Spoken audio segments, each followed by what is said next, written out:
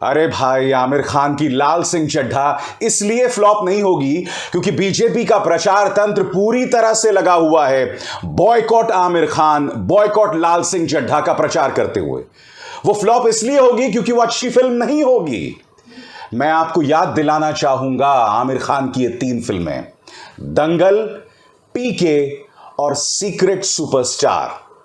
इन तीनों फिल्मों से पहले आमिर खान पर लगातार निशाना साधा गया था।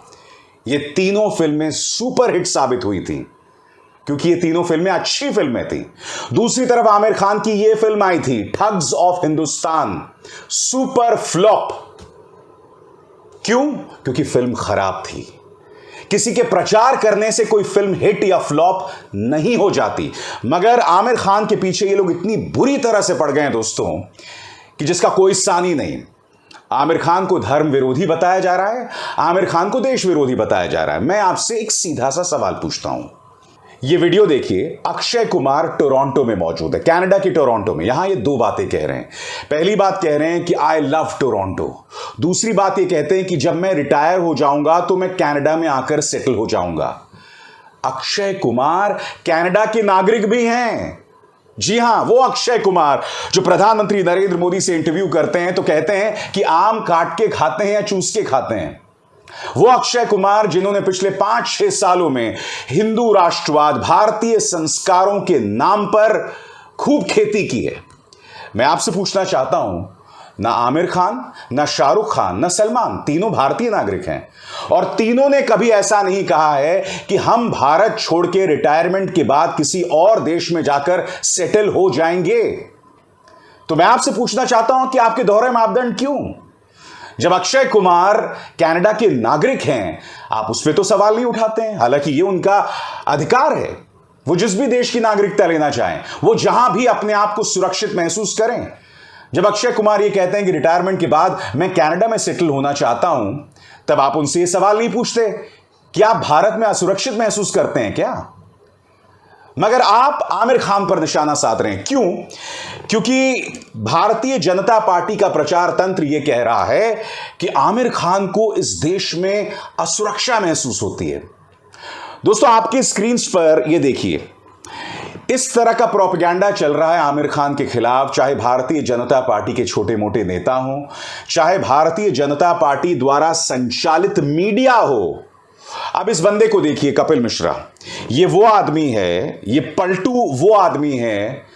जब ये आम आदमी पार्टी में था तब इसने प्रधानमंत्री नरेंद्र मोदी की जो बेइज्जती की थी, जो तौहीन की थी, वो भी विधानसभा के अंदर ना। उसके लिए मेरे पास शब्द नहीं है। इस आदमी ने हमारे प्रधानमंत्री पर जासूसी करने का आरोप लगाया था, वो भी एक लड़की की जासूसी का। यह आदमी भारतीय जनता पार्टी को पानी पी पी के गाली देता था, मगर जब इसको समझ आया कि आम आदमी पार्टी में दाल नहीं गल रही और आम आदमी पार्टी ने लात मार के बाहर निकाल दिया, तब इसने सबसे पहले क्या कहा था कि मैं बीजेपी नहीं जाऊंगा। फिर वो बीजेपी चला गया, वहां से चुनाव लड़ा और अब जहरीला प्रचार कर रहा है। जिस एजेंसी से ये जुड़ा हुआ है, अब वो एजेंसी जोरों से प्रचार कर रहा है आमिर खान के खिलाफ। वो लोग सिनेमा हॉल्स जा रहे हैं, लोगों से बात कर रहे हैं और उनसे पूछ रहे हैं क्या आप लाल सिंह चड्ढा को बॉयकॉट करेंगे? लाल सिंह चड्ढा में आमिर खान है जो कि धर्म विरोधी हैं, देश विरोधी हैं, क्या आप उसे बॉयकॉट नहीं करेंगे? मैंने एक वीडियो देखा दोस्तों, उस वीडियो के अंदर एक पिता एक छोटे से बच्चे को अपने हाथ में रखा हुआ है और उससे पूछा जा रहा है और वो आदमी कहता है हां हां, ये आदमी धर्म विरोधी है, देश विरोधी है, बिल्कुल करेंगे। जब मैं वीडियो देख रहा था तो मैं ये सोच रहा था कि उस पिता के हाथ में अपने 3-4 महीने का बच्चा है और उसकी जुबान पर नफरत है, दिल में नफरत है, वो क्या परवरिश करेगा अपने बच्चे की? जो आदमी अपने बेटे को गोदी में रखकर, यानी कि आपका मासूम आपकी गोद में है, तब भी आपके अंदर जहर है, तो क्या परवरिश करेगा अपने बच्चे की? और उस बच्चे का क्या भविष्य आप सोचिए। भूल जाइए कि उस प्रचार तंत्र को आमिर खान और शाहरुख खान से क्या दिक्कत है, आप खुद के बारे में सोचिए।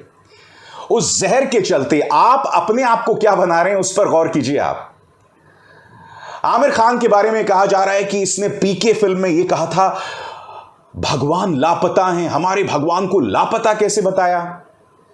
देखिए, इस प्रचार तंत्र की यही खूबी है ये लोग क्या करते हैं, एक छोटा सा हिस्सा उठा लेंगे फिल्म से और उसको बढ़ा चढ़ा के पेश करेंगे। अरे भाई, पहले वो फिल्म को देख लो। उसके अंदर आमिर खान का किरदार एक एलियन का है, यानी कि दूसरे ग्रह से आने वाला प्राणी जो अपनी तश्तरी, उड़न तश्तरी से वहां आता है। उसके गले में एक बहुत चमकदार सा एक होता है जिसके जरिए वो अपनी उड़न तश्तरी से जुड़ा होता है। वो चोरी हो जाता है और चूंकि इस एलियन को नहीं पता होता कि भाई धरती में क्या क्या हो रहा है, तब उसे लोगों से पता चलता है कि भाई अगर आप भगवान से कुछ मांगोगे सच्चे दिल से तो भगवान आपको दे देंगे। तो उस मासूमियत में वो दरगाहों में जाता है, मंदिरों में जाता है, गिरजाघरों में जाता है, गुरुद्वारों में जाता है और भगवान से प्रार्थना करता है। और जब उसको उसका वो जो यंत्र है नहीं मिलता, तब वो पोस्टर चिपकाने लगता है कि भगवान लापता हैं। मगर उसमें कहीं पर भी भगवान की तौहीन नहीं है। और इनफैक्ट मुझे वो इतना खूबसूरत गाना उसमें सोनू निगम ने गाया था, भगवान है कहाँ रे तू, ऐ खुदा ऐ कहाँ रे तू,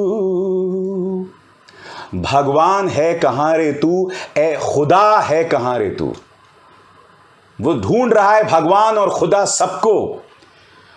और जो लोग पीके पर हमला कर रहे हैं कि उसने हिंदू धर्म का अपमान किया, ये सरासर गलत है कहना। क्यों? क्योंकि पीके फिल्म धर्म के अंदर पाखंड का विरोध करती है। और मैं आपको बतला दूं, सिर्फ हिंदू धर्म के अंदर पाखंड की बात नहीं कर रही थी पीके, नंबर 1। नंबर 2, उस फिल्म के अंदर जो ईसाई आदिवासी इलाकों में जाकर धर्म परिवर्तन करते हैं उसको भी एक्सपोज किया था। उस फिल्म में एक जुमले का इस्तेमाल किया जाता है जिसे कहते हैं रॉन्ग नंबर। जहां पर भी इस तरह से धर्म के नाम पर पाखंड हो रहा होता है तो जनता कहती है रॉन्ग नंबर है ये। तो ईसाई लोग जब धर्म परिवर्तन करते हैं गरीब इलाकों में जाके, उसका भी पर्दाफाश किया था। जब मुसलमान लोग धर्म के नाम पर मुस्लिम लड़कियों को शिक्षा नहीं देते हैं, उसका भी जो एक्सपोज किया गया था। एक सीन था जिसमें आमिर खान 2 वाइन की बोतल्स लेकर मस्जिद की तरफ चल पड़ते हैं, शराब की बोतलें लेकर। यह भी उसके अंदर था। मगर कहा क्या जा रहा है कि आमिर ने हिंदू धर्म का अपमान किया। सबसे पहली बात, आमिर उसमें एक अभिनेता थे।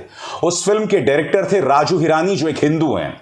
विदु विनोद चोपड़ा उसके प्रोड्यूसर थे जो एक हिंदू हैं। आपको आमिर खान पर टारगेट करना है, इसलिए उनका नाम उठाकर आप वो मुद्दा कर रहे हो। और सबसे बड़ी बात, मैं आपसे एक बात पूछना चाहता हूं, धर्म हमारे जिंदगी का अभिन्न हिस्सा है, मगर धर्म के अंदर जो पाखंड है हम उसे क्यों गले लगाएं? मैं आपको कुछ चेहरे दिखाना चाहता हूं। आसाराम, बलात्कार और हत्या का आरोप सिद्ध हुआ। राम रहीम, 2 साध्वियों का बलात्कार सिद्ध हुआ। आरोपी नहीं है, गुनहगार हैं, 20 साल की सजा काट रहे हैं। हत्या का आरोप सिद्ध हुआ। मैं आपसे पूछना चाहता हूं, क्या आप और हम जिनका धर्म में विश्वास है, क्या इस तरह के साधु संतों में हम विश्वास करेंगे? मैं आपसे पूछना चाहता हूं कि क्या आप अपने परिवार की महिलाओं, अपने परिवार के बच्चों को ऐसे ढोंगियों के पास भेजेंगे जो उनको एक्सप्लॉइट कर सकते हैं? क्या हम अपने बच्चों, अपनी माताओं, अपने बहनों का उत्पीड़न धर्म के नाम पर होते रहने देंगे? मैं आपको कुछ और चीजें बताना चाहता हूं। 2 खबरें दोस्तों। यह खबर देखिए, टाइम्स ऑफ इंडिया की। मौलवी को 6 साल की बच्ची का बलात्कार करने के लिए उम्र कैद की सजा मिली। अब दूसरी खबर सीतामढ़ी की है। सीतामढ़ी में मदरसा की छात्र से मौलवी ने किया बलात्कार। पढ़ाई के बहाने नाबालिग छात्र के साथ इसने बलात्कार किया।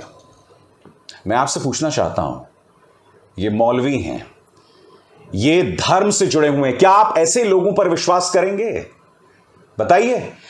ये तो अपने आप को धर्म के ठेकेदार बताते हैं ना। और यही नहीं, आपने कई बार देखा होगा दोस्तों, ईसाई धर्म में कुछ लोग एक मंच पर ना लोगों का इलाज करते हैं। लोग पगला रहे होते हैं बिल्कुल कि इसके अंदर राक्षस है, और फिर वो कुछ चमत्कार करते हैं और वो ठीक हो जाते हैं। आप उसे धर्म बताएंगे? ये सब आडंबर है दोस्तों। ये धर्म का अपमान नहीं है। अगर इन पर कोई सवाल उठा रहा है अगर ईसाई धर्म के अंदर आडंबर पर कोई सवाल उठा रहा है तो वो धर्म का विरोध नहीं है, धर्म का अपमान नहीं है। अगर इस्लाम के अंदर आडंबर पर कोई सवाल उठा रहा है तो वो धर्म का विरोध नहीं है। उसी तरह से अगर हिंदू धर्म के अंदर जो धर्म के ठेकेदारों पर सवाल उठा रहा है वो धर्म का विरोध नहीं है। पूरा प्रचार तंत्र लग गया दोस्तों। मैंने आपको बताया था कि कपिल मिश्रा उससे जुड़ा संस्थान तो कर ही रहा है। ये देखिए, पराग शाह हैं, घाटकोपर ईस्ट के एमएलए हैं। ये क्या कह रहे हैं मैं आपको पढ़ के सुनाना चाहता हूं। Aamir Khan said India is intolerant and he wants to leave India, then let him leave India, why is he releasing his movie here. जय हिंद। पुरानी बात, ये बात आमिर खान बहुत पहले कह चुके हैं और उसके बाद आपको याद होगा क्या हुआ था। आमिर खान स्नैपडील के एम्बेसडर थे। इतना परेशान किया गया उनके तमाम जो प्रोडक्ट्स थे कि उन्होंने आमिर खान को बतौर ब्रांड एम्बेसडर हटा दिया।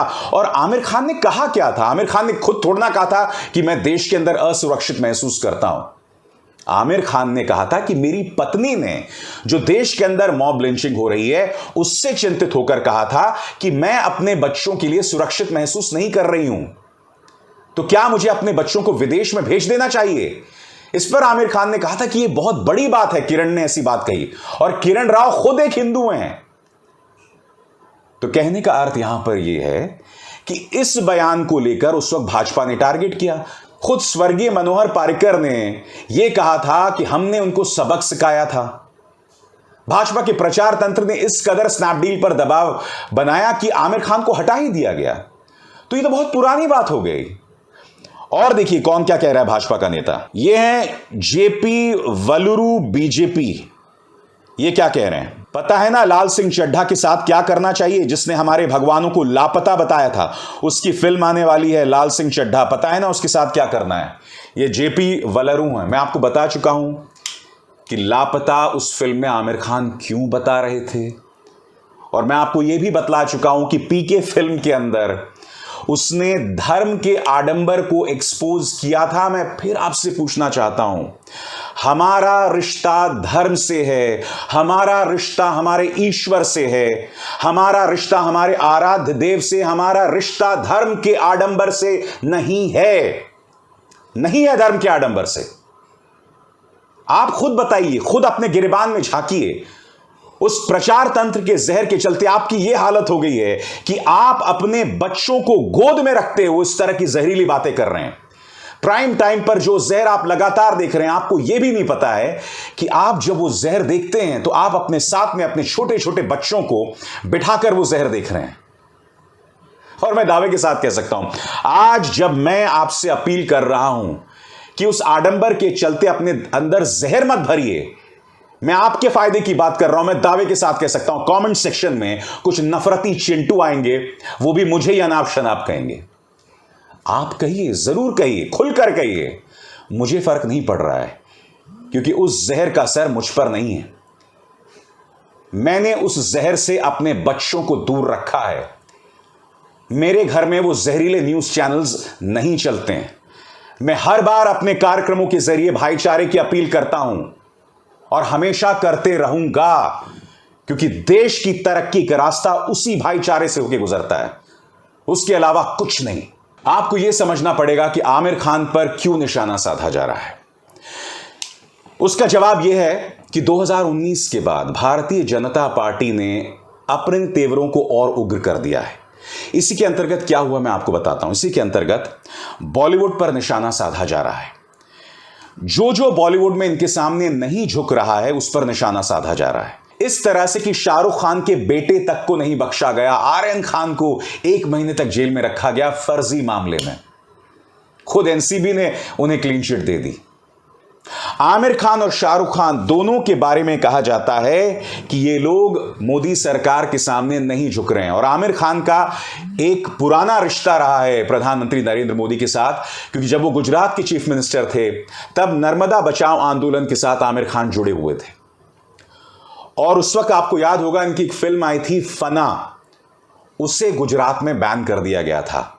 तो आमिर खान के साथ ये एक पुरानी कसक है प्रधानमंत्री नरेंद्र मोदी की। और यही वजह है कि भारतीय जनता पार्टी को जब भी मौका दिखता है वो लाल सिंह चड्ढा पर निशाना साधते हैं। एक बार फिर मैं कहना चाहूंगा, लाल सिंह चड्ढा इसलिए फ्लॉप नहीं होगी क्योंकि तुम बॉयकॉट के नारे लगाओगे, नहीं। तुम्हें याद है कैलाश विजयवर्गीय ने दंगल की रिलीज होने से पहले कहा था इस दंगल का अमंगल करना है। दंगल भारतीय फिल्म इतिहास की 5 सबसे बड़ी हिट फिल्मों में है। उसके बाद एक सीक्रेट सुपरस्टार आई थी आमिर खान की, वो भी बड़ी हिट। पीके भी बहुत बड़ी हिट। ये तमाम फिल्में आमिर खान की, बावजूद इसके कि उन पर निशाना साधा गया था। तो इनके कहने से कोई फिल्म हिट या फ्लॉप नहीं होने वाली है, नंबर 1। नंबर 2, अक्षय कुमार की फिल्म सम्राट पृथ्वीराज चौहान आई थी, फिल्म बेकार थी, पिट गई। दूसरी तरफ कश्मीर फाइल्स आई थी, जिसने हिंदुओं की भावनाओं के साथ जबरदस्त खेल खेला और उस इमोशनल कार्ड के चलते वो फिल्म सुपर हिट हो गई। और उसमें कुछ नई चीजें थी जो लोगों के सामने उभर कर आई थी। हालांकि उन्होंने आधी अधूरी तस्वीर पेश की थी उसके जरिए कश्मीर समस्या को लेकर, मगर उन्होंने एक इमोशनल कार्ड पर खेला जिसके जरिए वो फिल्म हिट हो गई। मगर सम्राट पृथ्वीराज चौहान पिट गई। तो जैसे मैंने कहा ना, लाल सिंह चड्ढा हिट या फ्लॉप इसलिए नहीं होगी क्योंकि आप बॉयकॉट की मांग कर रहे हैं, वो इसलिए होगी क्योंकि वो खराब फिल्म होगी। लाल सिंह चड्ढा कॉपी है इस फिल्म फॉरेस्ट गंप की, जो कि टॉम हैंक्स की फिल्म थी। और टॉम हैंक्स की फिल्म फॉरेस्ट गंप एक बहुत ही खूबसूरत फिल्म थी, मेरी फेवरेट फिल्मों में से है वो। मैं नहीं जानता हूं कि आमिर खान क्या कमाल करने वाले हैं लाल सिंह चड्ढा में कि वो फिल्म चल जाए। उनकी चुनौती बहुत मुश्किल है। एक तरफ तो उनके खिलाफ ये प्रोपेगेंडा चल रहा है, दूसरी तरफ उनके सामने चुनौती है फॉरेस्ट गंप से बेहतर बनाने की या कम से कम उसकी बराबरी करने की। तीसरी बात, उन्हें फॉरेस्ट गंप के विषय को भारतीय कॉन्टेक्स्ट में, भारतीय परिदृश्य में उसे एक माकूल फिल्म बनाना है। ये तमाम चुनौतियां आमिर खान के सामने। और यही नहीं, एक और उनके खिलाफ प्रोपेगेंडा चल रहा है क्योंकि आमिर खान ये लगातार कोशिश कर रहे हैं कि तमाम मल्टीप्लेक्सेस में स्क्रीन्स लें ताकि ज्यादा से ज्यादा स्क्रीन्स पर फिल्में दिखाई जाएं। अब दबाव ये बनाया जा रहा है सोशल मीडिया के जरिए कि उन्हें मल्टीप्लेक्सेस के स्क्रीन्स ना दिए जाएं। इस तरह से टारगेट किया जा रहा है। जाते आते दोस्तों, फिल्मों को फिल्मों की तरह ही लीजिए, मनोरंजन का माध्यम बनाइए। कुछ फिल्में सार्थक संदेश देती हैं, यकीनन उन फिल्मों को गले लगाइए, मगर किसी के जहरीले प्रचार के चलते अपनी बुद्धि को भ्रष्ट मत कीजिए। उन्हें तो वोट्स हासिल हो रहे हैं, मगर आप नफरती चिंटू बनते जा रहे हैं। न सिर्फ आप नफरती चिंटू बनते जा रहे हैं, बल्कि आप अपने बच्चों का भविष्य बर्बाद कर रहे हैं। आज आपको मेरी बातें बुरी लग रही होंगी, मगर एक वक्त आएगा जब आप रियलाइज करेंगे, आपको यह आभास होगा कि आपने उस नफरत में अपनी कई पीढ़ियां बर्बाद कर दी हैं। नमस्कार।